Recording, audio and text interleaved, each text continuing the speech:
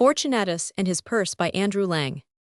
Once upon a time, there lived in the city of Famagosta in the island of Cyprus a rich man called Theodorus. He ought to have been the happiest person in the whole world, as he had all he could wish for, and a wife and little son, whom he loved dearly, but unluckily after a short time he always grew tired of everything, and had to seek new pleasures. When people are made like this, the end is generally the same. And before Fortunatus, for that was the boy's name, was 10 years old, his father had spent all his money, and had not a farthing left. But though Theodorus had been so foolish, he was not quite without sense, and set about getting work at once. His wife too, instead of reproaching him, sent away the servants, and sold their fine horses, and did all the work of the house herself, even washing the clothes of her husband and child. Thus time passed, till Fortunatus was 16. One day, when they were sitting at supper, the boy said to Theodorus' father, "Why do you look so sad? Tell me what is wrong, and perhaps I can help you."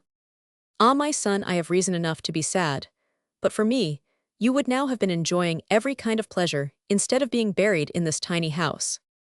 "Oh, do not let that trouble you," replied Fortunatus. "It is time I made some money for myself. To be sure, I have never been taught any trade. Still there must be something I can do. I will go and walk on the seashore, and think about it." Very soon, sooner than he expected, a chance came, and Fortunatus, like a wise boy, seized on it. At once the post offered him was that of page to the Earl of Flanders. And as the Earl's daughter was just going to be married, splendid festivities were held in her honor. And at some of the tilting matches Fortunatus was lucky enough to win the prize. These prizes, together with presents from the lords and ladies of the court, who liked him for his pleasant ways, made Fortunatus feel quite a rich man. But though his head was not turned by the notice taken of him, it excited the envy of some of the other pages about the court, and one of them, called Robert, invented a plot to move Fortunatus out of his way. So he told the young man that the Earl had taken a dislike to him, and meant to kill him. Fortunatus believed the story, and packing up his fine clothes and money, slipped away before dawn. He went to a great many big towns and lived well, and as he was generous and not wiser than most youths of his age, he very soon found himself penniless like his father. He then began to think of work, and tramped half over Brittany in search of it. Nobody seemed to want him, and he wandered about from one place to another, till he found himself in a dense wood without any paths, and not much light here. He spent 2 whole days with nothing to eat and very little water to drink, going first in one direction, and then in another, but never being able to find his way out. During the first night he slept soundly and was too tired to fear either man or beast, but when darkness came on for the second time and growls were heard in the distance, he grew frightened, and looked about for a high tree out of reach of his enemies. Hardly had he settled himself comfortably in one of the forked branches, when a lion walked up to a spring that burst from a rock close to the tree, and crouching down drank greedily. This was bad enough, but after all, lions do not climb trees, and as long as Fortunatus stayed up on his perch, he was quite safe. But no sooner was the lion out of sight than his place was taken by a bear, and bears, as Fortunatus knew very well, are tree climbers. His heart beat fast, and not without reason, for as the bear turned away he looked up and saw Fortunatus. Now in those days, every young man carried a sword slung to his belt, and it was a fashion that came in very handily for Fortunatus. He drew his sword, and when the bear got within a yard of him, he made a fierce lunge forward. The bear, wild with pain, tried to spring, but the bough he was standing on broke with his weight, and he fell heavily to the ground. Then Fortunatus descended from his tree, first taking good care to see no other wild animals were in sight, and killed him with a single blow. He was just thinking he would light a fire, and make a hearty dinner off bear's flesh, which is not at all bad eating, when he beheld a beautiful lady standing by his side, leaning on a wheel, and her eyes hidden by a bandage. "I am Dame Fortune," she said, "and I have a gift for you. Shall it be wisdom, strength, long life, riches, health, or beauty? Think well, and tell me what you will have." But Fortunatus, who had proved the truth of the proverb that it's ill thinking on an empty stomach, answered quickly, "Good lady, let me have riches in such plenty, that I may never again be as hungry as I am now."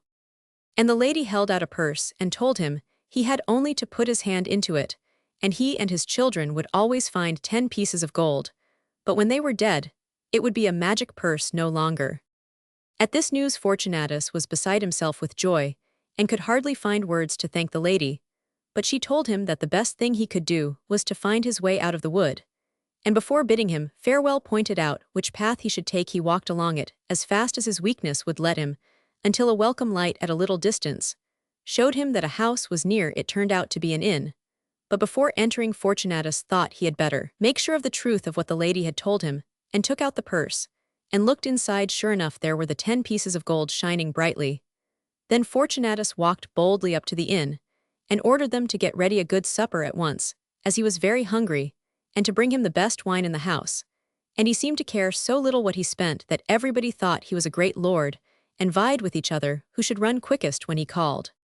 After a night passed in a soft bed, Fortunatus felt so much better that he asked the landlord if he could find him some manservants, and tell him where any good horses were to be got.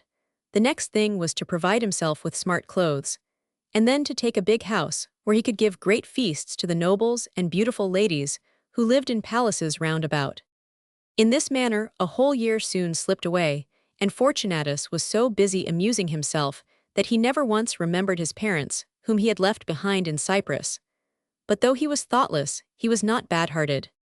As soon as their existence crossed his mind, he set about making preparations to visit them.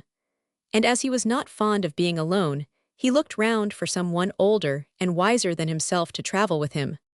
It was not long before he had the good luck to come across an old man who had left his wife and children in a far country many years before, when he went out into the world to seek the fortune, which he never found. He agreed to accompany Fortunatus back to Cyprus, but only on condition he should first be allowed to return for a few weeks to his own home, before venturing to set sail for an island so strange and distant. Fortunatus agreed to his proposal, and as he was always fond of anything new, said that he would go with him.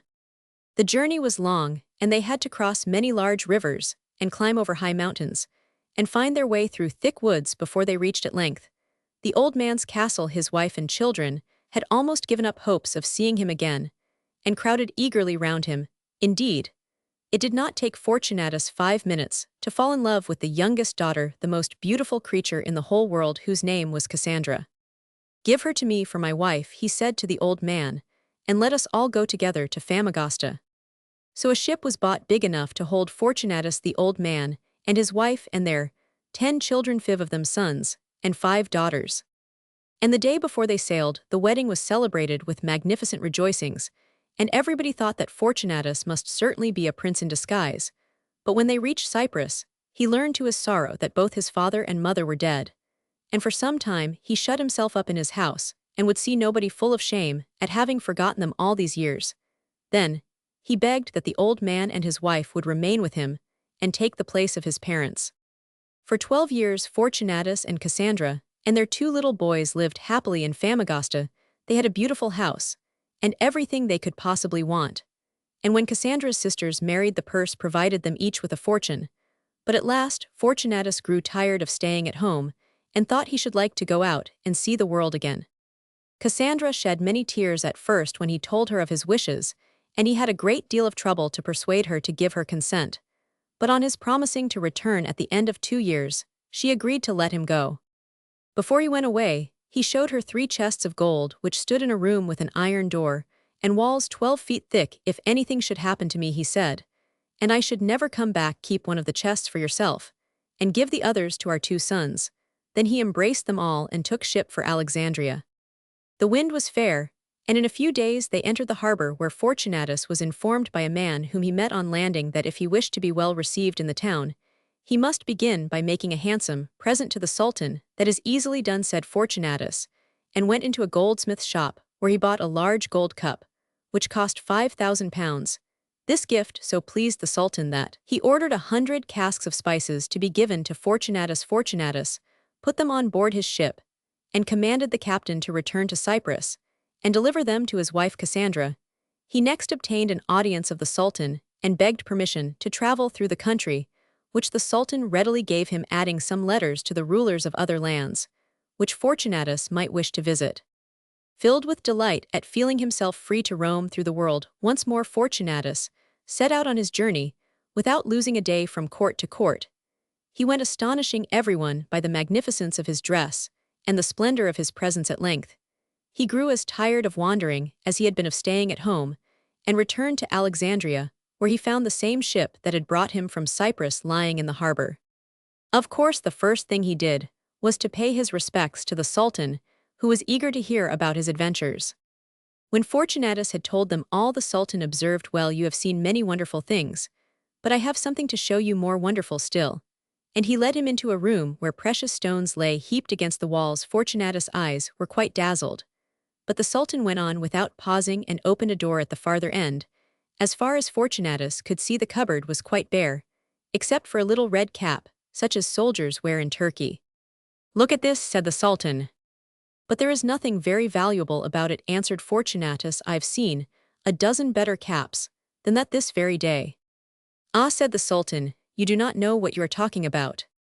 Whoever puts this cap on his head and wishes himself in any place will find himself there in a moment." "But who made it?" asked Fortunatus. "That I cannot tell you," replied the Sultan. "Is it very heavy to wear?" asked Fortunatus. "No, quite light," replied the Sultan. "Just feel it." Fortunatus took the cap and put it on his head, and then, without thinking, wished himself back in the ship that was starting for Famagosta.